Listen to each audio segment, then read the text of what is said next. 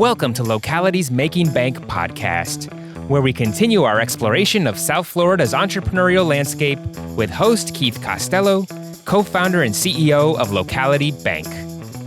Sit back, relax, and let South Florida visionaries guide you on an entrepreneurial journey from tribulation to triumph, sharing the very stories that have shaped them.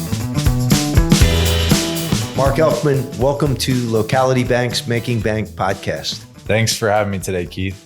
Well, it's a pleasure to have you here. It was like we were meeting with you probably a few weeks ago and just hearing your story. And we're sitting there talking about some business deals that we've been involved with. And I was like, wow, we got to have you on the podcast. And it was just an amazing kind of series of things that you were telling me about. So thank you for coming on and sharing your story today. Absolutely. Thanks for having us. Look forward to it. All right. Well, we do the same thing. It's a format we use for everybody. We kind of start out with how you grew up and your family, where you're from. And because one thing we found is like a lot of entrepreneurial people, there's something in their childhood, their parents, or something that makes them want to start a business. So tell us about how you grew up. How I grew up? Well, my mom's a professional athlete. She played in the LPGA for almost 20 years. So I had a very competitive mother right from the get-go.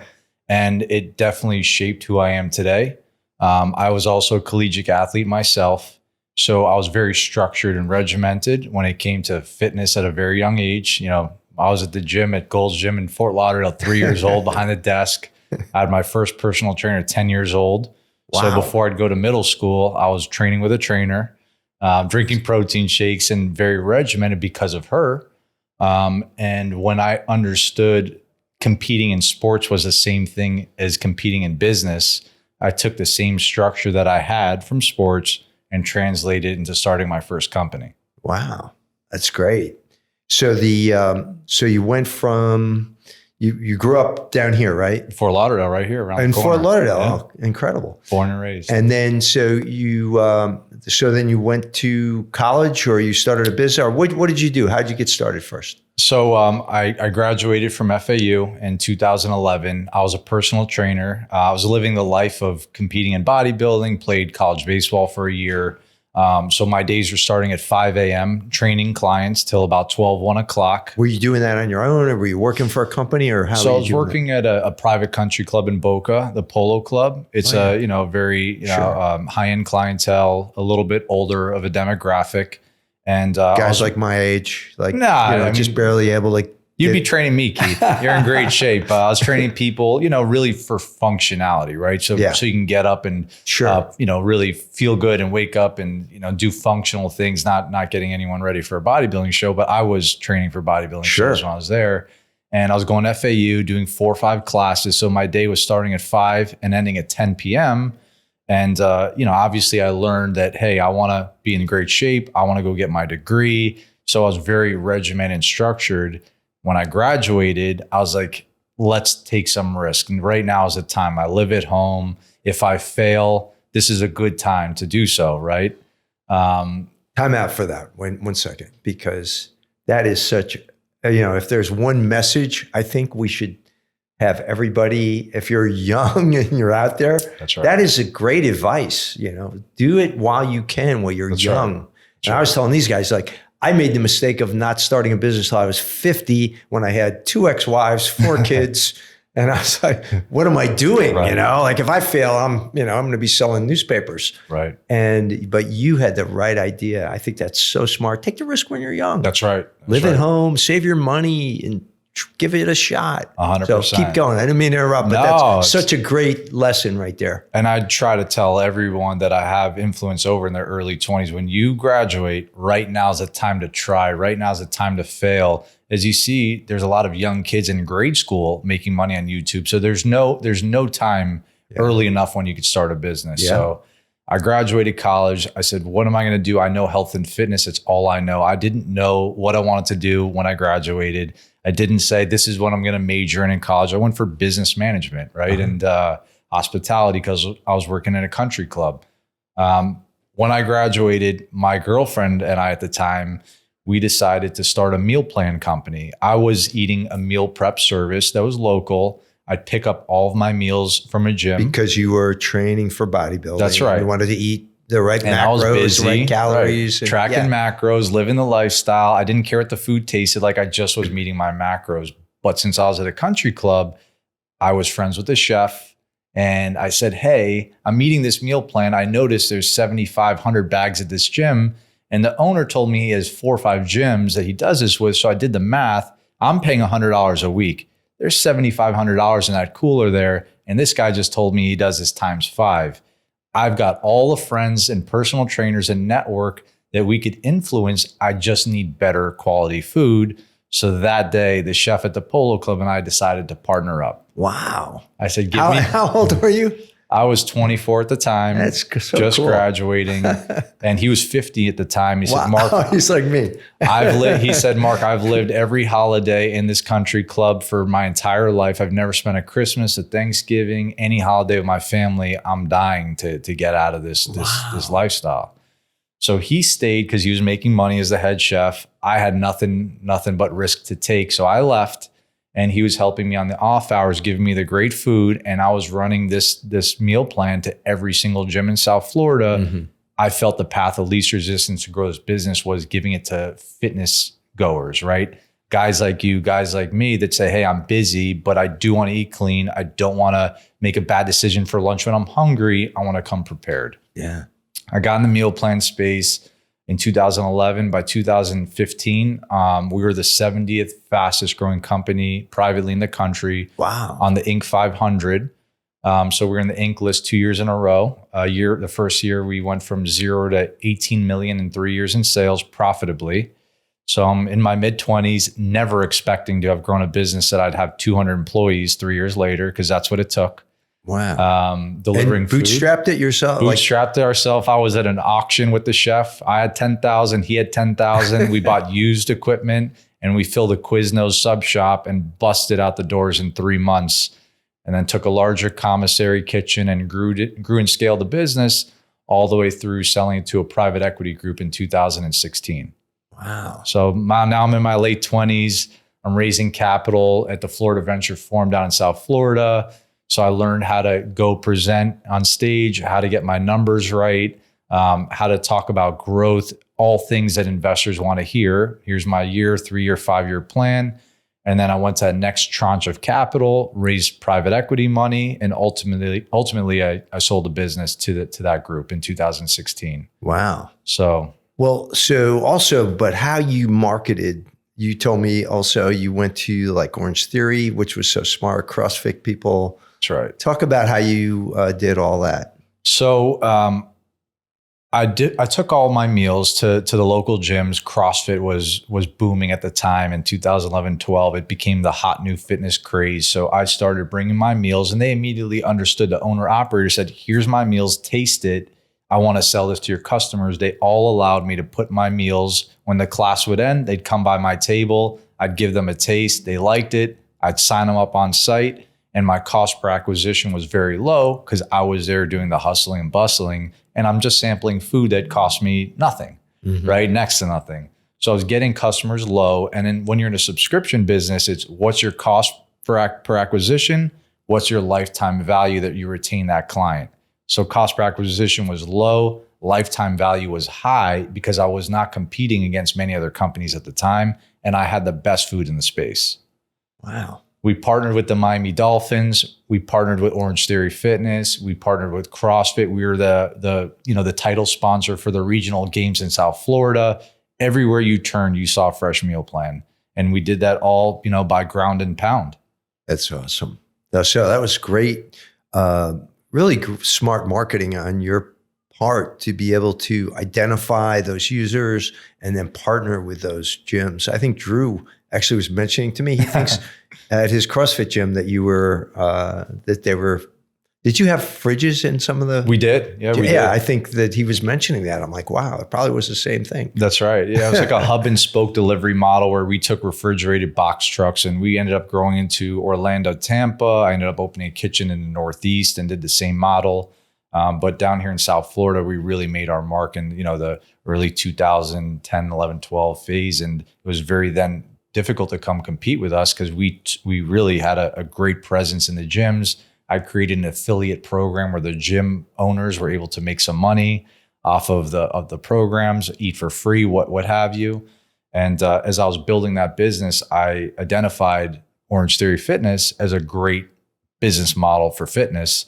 And I ended up building many units in South Florida from Boca through Lake Worth. I ended up with 10 stores and exited those a few years ago. So, my biggest advice is follow your passion, because you become an expert at your passion. And if you spend, tens of thousands of hours doing something, you have a competitive advantage over, the average person. And what a great way to start a business when you have all that experience.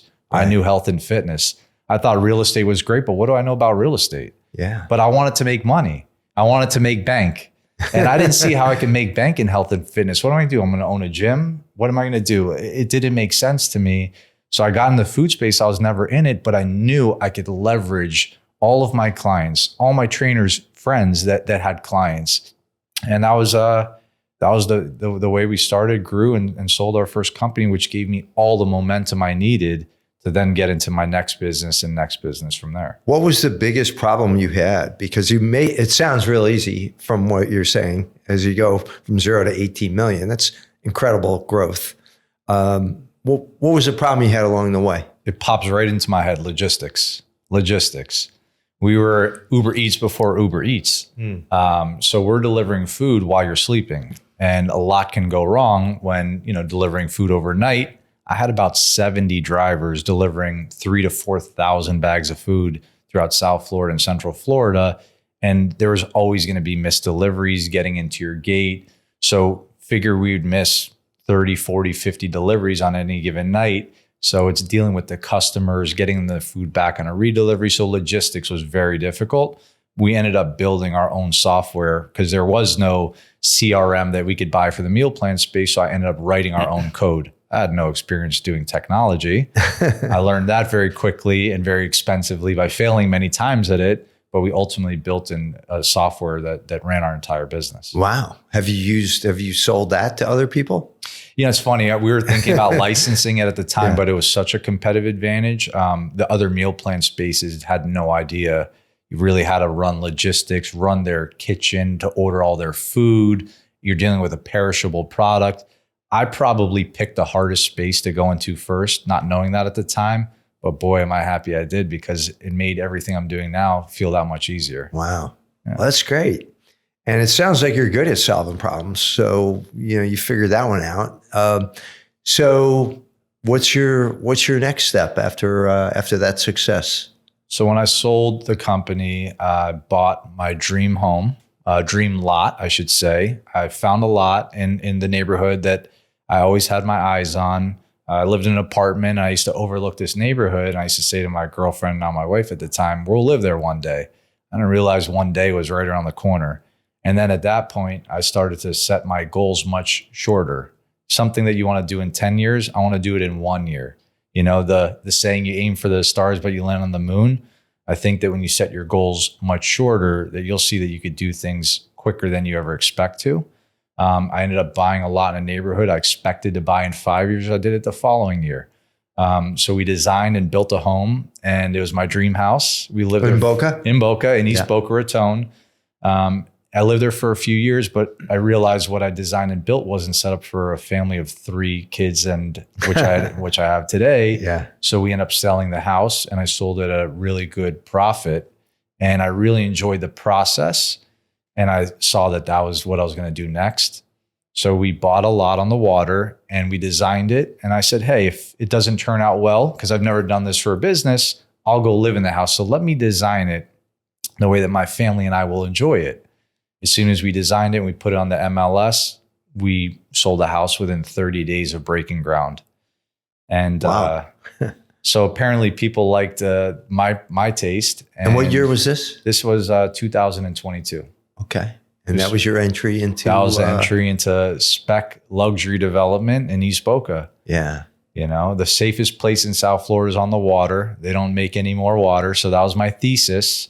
I knew the neighborhood I lived in was a great one because you never saw for sale signs. not to buy land and not to buy new construction. So that's good. Supply and demand was something that economically made sense on paper. I was like, hey, there's not 20 of these for sale. There'll be 1, 2, or 3.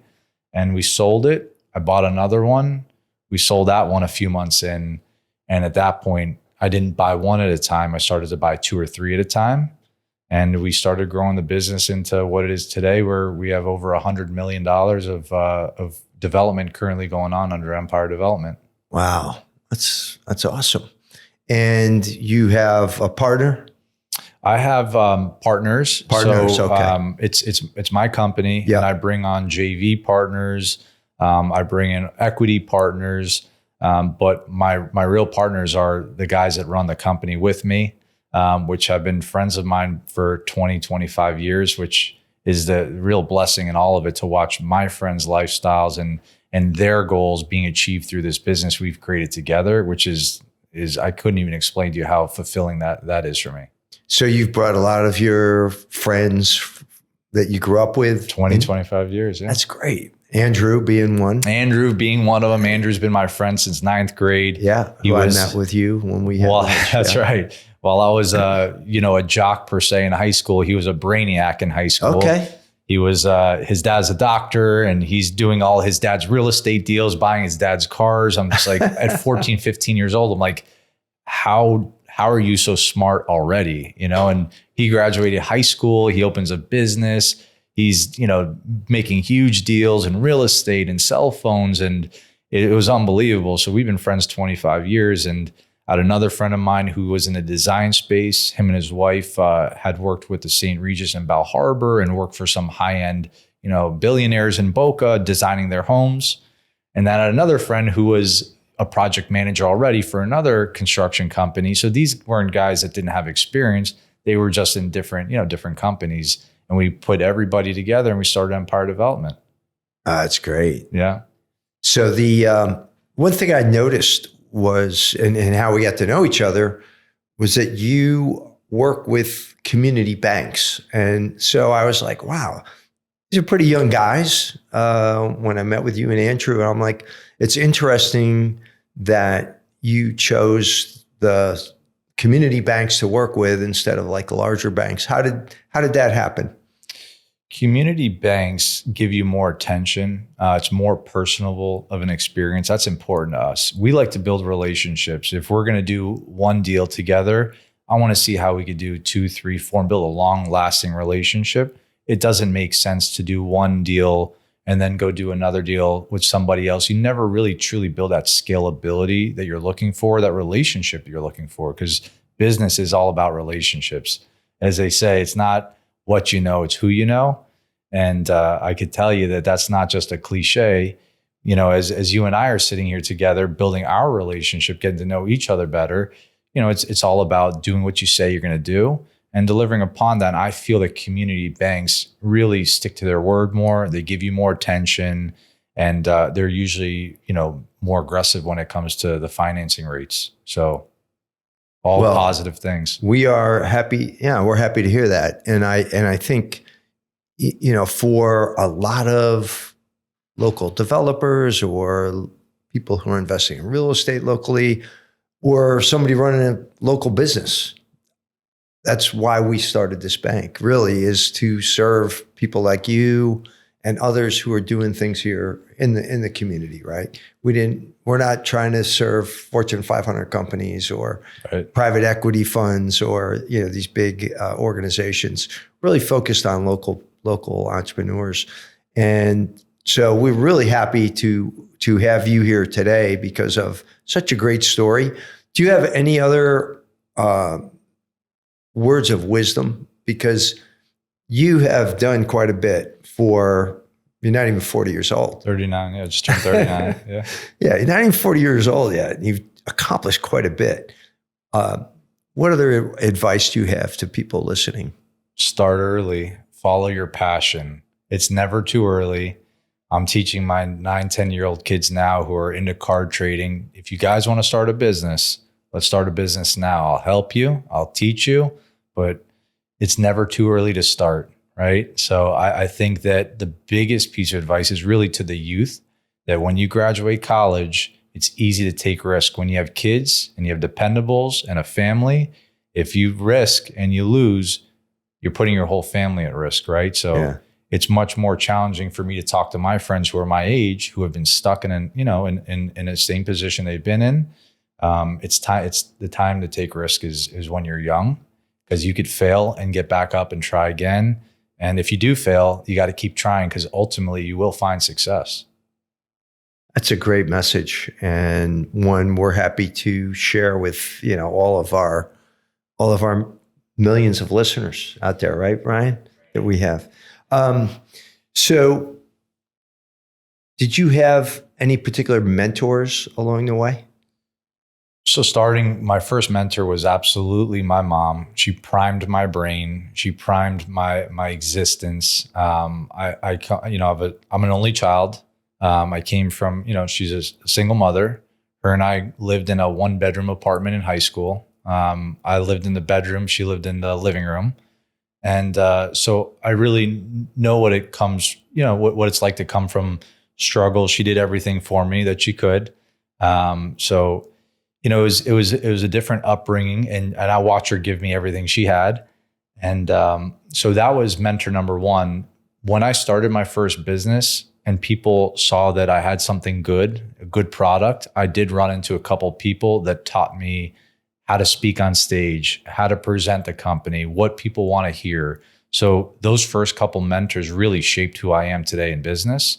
Then, of course, I ran into good people along the way, but they structured me. And when I was in my early mid-20s, there was a couple people that absolutely, I'm 30% of one guy, 30% of another guy, 20%.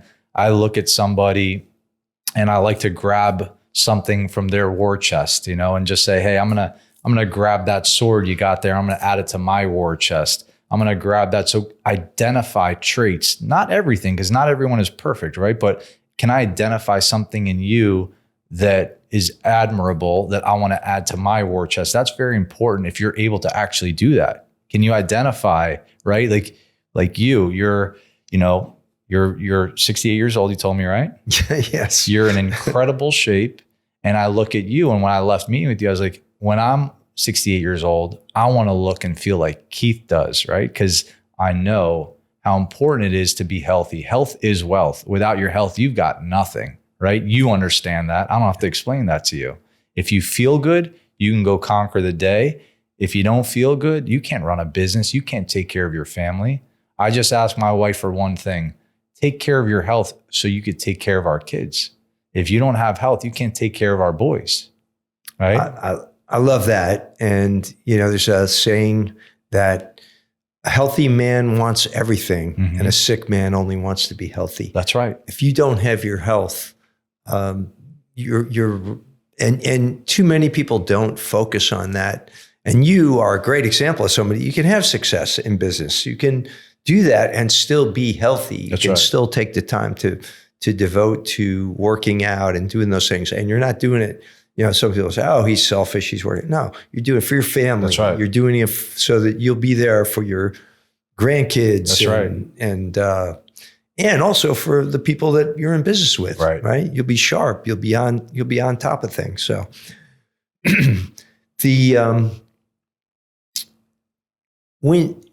I'm just like amazed by your story. I'm just sitting here, and it seems like nothing scares you, but was there some fear that you had when you were first starting out? I mean, you said you started early, you didn't have anything to lose, but were there times you're like, oh man? Yeah, I would say when I was younger, not necessarily. Now, even though we've had success is borrowed, and your dues are paid daily, right? Yes. So there's someone climbing the mountaintop trying to take us down. That's that competitive nature that I took from sports. So every day I don't feel as if I've made it. I've got to continue putting the dues in, or sooner or later your company is going to fall. You've never really made it. There's levels of comfort that you may hit financially and say, hey, I put myself in a great financial position for my family, for my life, right? That's okay. But that doesn't mean you stop there. You've got to wake up every day with the same tenacity that where you started And if you have that attitude and you have that work effort and you could operate that way, which we do, we work 8 days a week. When you feel success, you work harder.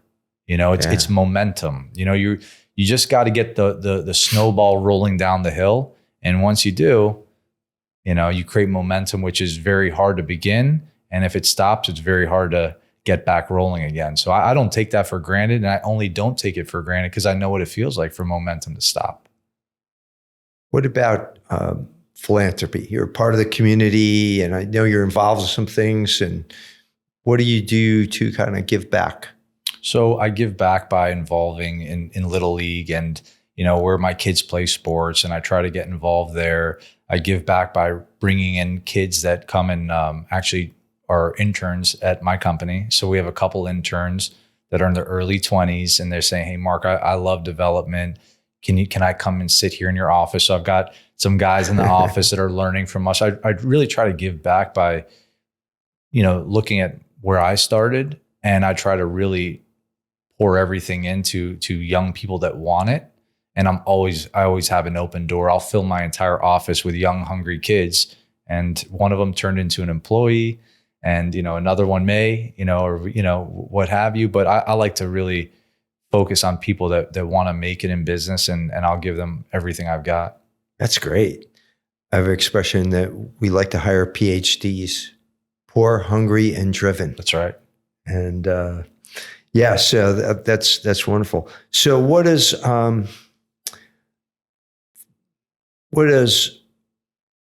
the next step look like for you? Like, where do you see yourself going with the development, and what are you thinking? I mean, you're still a young guy. Are there other things that interest you, or are you focused on the luxury development for now? Or I think South Florida has become a destination for many years to come. I think that there's many markets like the one we're in East Boca that are going to remain hot for years to come. But I do have my hopes on a different asset class as we grow. I could see us doing a community where, not just one-off homes, but buy a plot of land, have 50 or 100 homes in a community. I would love to do something in the mixed use and multifamily space, potentially an apartment complex, a condo. I love hotels. So right now I'm waking up and I'm just trying to hit the bullseye in the same spot every day because it's working. When something works, you can't take your eye off the ball. So what we're doing is working, and I want to continue focus on what's working and hone around and build a moat around what's working. So it's harder for people to come take that away from me. And if we accomplish that, when we accomplish that, then we could start focusing on other asset classes. But right now the business is 3 years in, and I got to keep hitting the same spot and every day when we come in and focus on that for the time being. Is there anything that concerns you about the economy now? Because you're selling homes, really expensive homes. What's your sense of that market, and do you feel confident it's going to continue? I do. Especially during this presidency, I think that right now is a great time to strike. There's a lot of people that want to be in Palm Beach County. Palm Beach itself has become a major destination for wealthy people. And then you have the surrounding markets like Boca that have great private schools, great beaches. It's a very safe neighborhood. Again, lack of inventory. There's a lack of new opportunities. So as long as opportunities remain scarce like they are to develop something new, I feel great about the market. If you start to see a bunch of for sale signs where you could buy a bunch of lots or buy a bunch of different homes, and then that would give me a red flag there. But in the meantime, I think that East Boca is a major destination, and we're really highly focused on that one particular market. Great. Well, you've shared a lot of good stuff for everybody. Is there anything else you want to share before we go to the lightning round? No, I think okay. Yeah. Excellent job, and thank you. Absolutely. So this will just be quick answers, Sure. Whatever comes to your head. Do you have a favorite book? Easy, The Giving Tree. It's a children's book. Okay. It tells you all about life. The tree starts off as a tree, and there's a little boy plucking apples from the tree, and he asks the tree for branches. The tree gives the boy the branches. He builds a boat. He ends up chopping down the tree, and the tree ends up turning into a little stub at the end of the book. but it's a story about life. And I always correlated it with my mom, and everything she gave me. And she was, the giving tree. So to me, it hits home. That's great. And it's incredible, the story, how you said your mentor was your mom. I mean, it's a great story. To this day. That's awesome. She must be very proud of you. She is. Yes. Thank you. What's the best piece of advice you ever received? The best piece of advice I ever received, I would really truthfully say that health is wealth. I really, truly believe that health is the foundation of everything. You cannot trade dollars for your health. You don't want to make money to pay the doctors. You don't want to say, I'll take care of my health once I have this achievement financially. It doesn't work that way. You're going to be chasing the money into your grave. You have to establish health first. Yeah, that's good. And just as an aside, because of how passionate you are about health and fitness, do you see any other opportunities in that area going forward? There's always opportunities, and it's always evolving. I think that it's people that are joining fitness has grown immensely over the last decade. And I don't think that will stop. I think that people are becoming more aware of how to eat right, how to train right, making it easier for people to work out from home, more and more gyms opening closer and closer to your home. So there's no excuses. Yeah. We get a CrossFit That's right over there. What's a new skill that you're learning? A new skill I'm learning, I would say within my own business. I'm learning how to really close loans with banks, how to draw from banks. That was never my focus, but having Andrew, who's a broker, part of the company, he's taught me a lot as to build skills within my own business. That's not ever been my focus, but I've learned a lot about compliance with documents, insurances, the proper ways to ensure that you protect your business. So I've learned a lot about that through him being part of my business. Oh, that's great. If you could have dinner with anyone living or dead, who would it be? I would say Elon Musk. And the reason being is I feel like he's trying to change so many different things in the world. And I think that there's really no one like him that are, is impacting so many different spaces. I'd find it very interesting to pick his brain and understand why fly rockets and cars and underground tunnels and satellites. Like, he's all over the place. Like, how does one do so much so well? He is incredible. Right? I mean, when you think about the number of businesses that guy's involved in and the number of different things, I mean, most people would have a hard time just doing one That's right. company, right? He'll be the first trillionaire in the world, more than likely. He's on his way there. I guess this new pay package he got. I tried to run that by my board from me, but I don't. Hey, I think you're worth it, Keith. Favorite local restaurant? Favorite local restaurant for me is Bukan in Palm Beach. Okay. I don't know that one, but we'll have to go sometime. I know, you have great taste in food. So. I won't disappoint you on that one. All right. What is a fear that you've overcome? I would say that a fear that I've overcome is flying.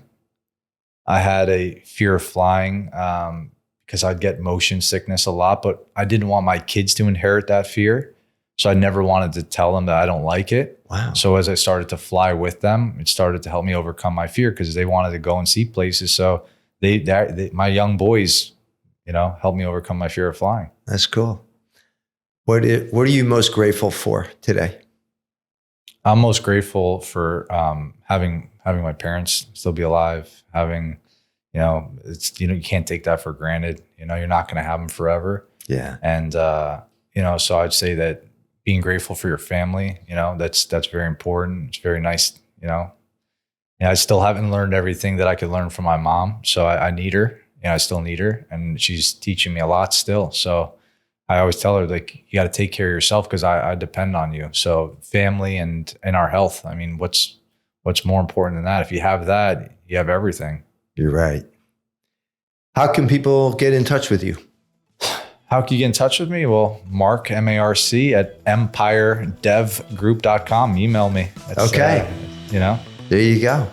Well, thank you, and congratulations on the success you've had. It's been a great podcast. I appreciate you coming in. Thanks, Keith. I appreciate you having me on. Thanks for tuning in to Locality's Making Bank podcast. Be sure to subscribe on your favorite podcast platform to catch the latest episodes, and visit localitybank.com today to learn more about all the benefits of banking local.